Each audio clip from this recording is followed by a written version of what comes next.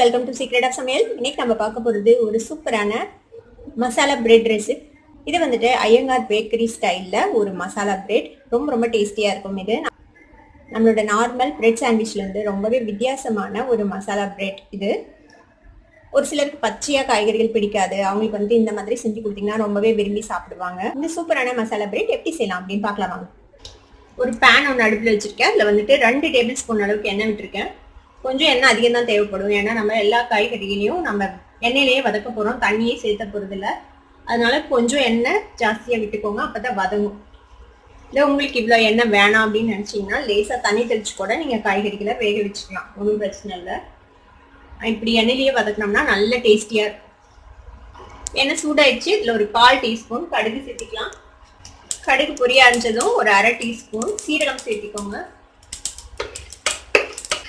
சீரகம் கடுகு 2 பொரிஞ்சிச்சு. இப்போ ஒரு வெங்காயம் இந்த மாதிரி பொடியா சாப் பண்ணி வச்சுக்கேன், வெங்காயம் சேர்த்திக்கலாம். எல்லா காய்கறிகளுமே நீங்க வந்துட்டு நல்லா பொடியா நறுக்கிக்கணும், ஏன்னா நம்ம பிரெட்ல வந்துட்டு அப்பதான் ஈஸியா ஸ்ப்ரெட் பண்ண முடியும். அதுக்காக வெங்காயத்தோடவே நான் ஒரு 2 பச்சை மிளகாய் இந்த மாதிரி ஃபைனா சாப் பண்ணி வச்சுக்கேன், அதையும் சேர்த்திக்கலாம். கொஞ்சமா கருவேப்பிலை வச்சிருக்கேன், அதையும் சேர்க்கலாம். கருவேப்பிலையும் நல்லா பொடியா நறுக்கிக்கோங்க. நல்லா பொடியா நறுக்கிட்டா நம்ம சாப்பிடும் போது நம்ம எடுத்து வைக்க மாட்டோம், அப்படியே சாப்பிடுவோம். குழந்தைங்களுக்கு கொடுத்தாலும் அப்படியே சாப்பிடுவாங்க. இந்த வெங்காயத்தை கொஞ்ச நேரம் வதக்கிக்கலாம். லேசா ஒரு கிளாஸியான டெக்ஸ்சர் வர வரைக்கும் இதை வந்து வதக்கிக்கலாம். ரொம்ப நேரம்லாம் மாற தேவையில்லை, லைட்டா வதங்கினா போதும். வெங்காயம் ஓரளவுக்கு நிறம் மாறிச்சு பாருங்க. இப்போ வந்துட்டு நம்ம இதுல காய்கறிகள் சேர்த்து போறோம். என்னென்ன எடுத்து வச்சிருக்கேன்னா, கேரட் இந்த மாதிரி துருவி வச்சிருக்கேன், முட்டைக்கோசு இந்த மாதிரி நல்லா பொடியா நறுக்கி வச்சிருக்கேன். இது வந்துட்டு ஒரு 1/2 கேரட்டு, முட்டைக்கோசு ஒரு சின்ன துண்டு முட்டைக்கோசு இந்த மாதிரி நறுக்கி வச்சிருக்கேன். ஒரு 2 லீஃப் முட்டைக்கோசு நறுக்கி வச்சிருக்கேன்.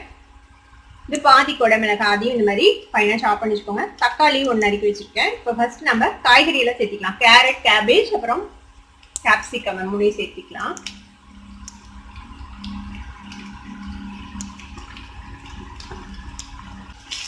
இதோட சேர்த்தி வதக்கிடுங்க. இப்போ நம்ம உப்பு சேர்த்திக்கலாம். அதுக்கு கொஞ்சம் காயெல்லாம் சீக்கிரமா வதங்குவதற்காக தேவையான அளவுக்கே உப்பு நம்ம இப்போ சேர்த்திக்கலாம். இந்த மசாலாக்கு தேவையான அளவு நல்லா வதக்கி விடுங்க. இந்த காயில இருக்கிற தண்ணியிலேயே இது வந்துட்டு வேகணும், நம்ம தண்ணியெல்லாம் சேர்த்த வேணாம். நான் சொன்ன மாதிரி உங்களுக்கு எண்ணெய் வந்துட்டு அதிகமா வேணாம் அப்படின்னு நினைச்சீங்கன்னா லேசா தண்ணி தெளிச்சு இதை வந்துட்டு வேக வச்சுக்கலாம். இந்த காய் வந்து உங்களோட விருப்பம் தான், எது வேணாலும் நீங்க சேர்த்திக்கலாம். பீன்ஸ் இருந்தா பீன்ஸ் சேர்க்கலாம், பட்டாணி இருந்தாலும் வேக வச்சு பட்டாணி இருந்ததுன்னா அதையும் மேஷ் பண்ணிட்டு நீங்க வந்துட்டு சேர்த்திக்கலாம். இப்போ ஃப்ளேமை கம்மி பண்ணி வச்சு நம்ம இதை ஒரு 2 மினிட்ஸ் அப்படியே மூடி வைக்கலாம். இந்த ஸ்டீம்லேயே அப்படியே வேகட்டும். ஒரு 2 நிமிஷம் வதங்கிருக்கு. நம்ம இப்போ ஓப்பன் பண்ணி பார்க்கலாம்.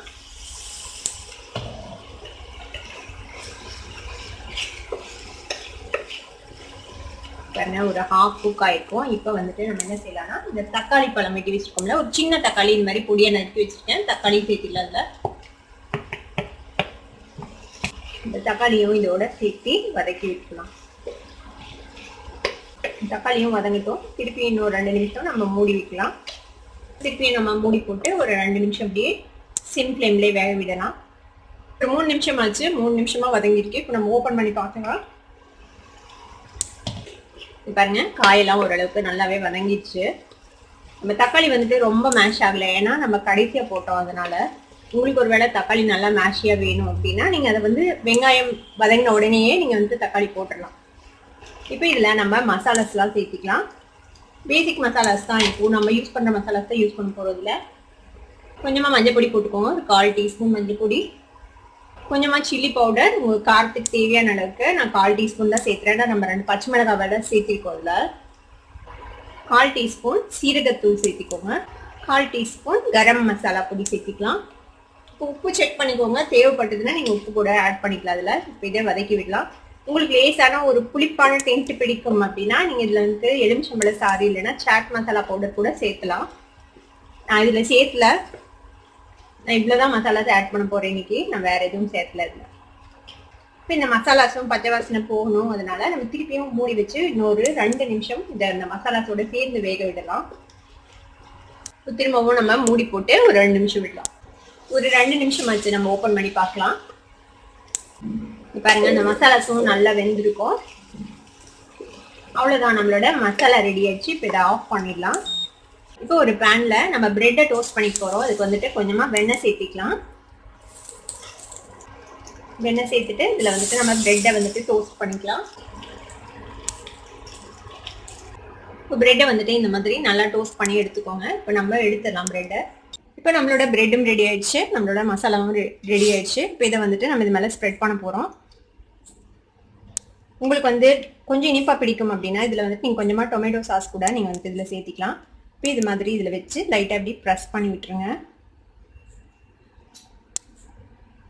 இது வந்து உங்களுக்கு எவ்வளோ தேவையோ அந்த அளவுக்கு வச்சுக்கலாம் மசாலா. நல்லா எல்லா பக்கமும் நல்லா ஈவனாக ஸ்ப்ரெட் பண்ணி விட்டுருங்க. இப்படி ஸ்ப்ரெட் பண்ணியாச்சு.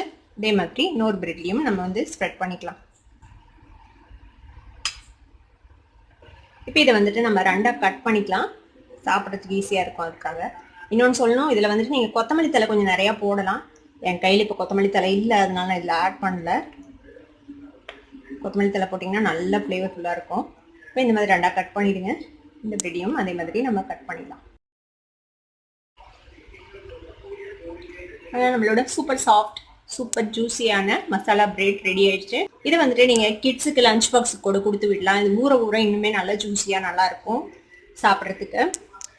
நம்மளோட சூப்பரான Iyengar bakery style masala bread இப்போ ரெடி ஆயிடுச்சு. நீங்களும் ட்ரை பண்ணி பாருங்க. ட்ரை பண்ணி பார்த்துட்டு எப்படி இருந்தது அப்படின்னு கமெண்ட்ஸில் ஃபீட்பேக் கொடுங்க. இந்த வீடியோ உங்களுக்கு பிடிச்சிருந்ததுன்னா சப்ஸ்கிரைப் பண்ணுங்க, பக்கத்தில் இருக்க பெல் ஐக்கானை கிளிக் பண்ணுங்க. அப்போ தான் என்னோட நோட்டிஃபிகேஷன்ஸ் உடனே உங்களுக்கு வந்து சேரும். லைக் பண்ணுங்க, ஷேர் பண்ணுங்க. தேங்க்யூ ஃபார் வாட்சிங் this video viewers. Bye bye.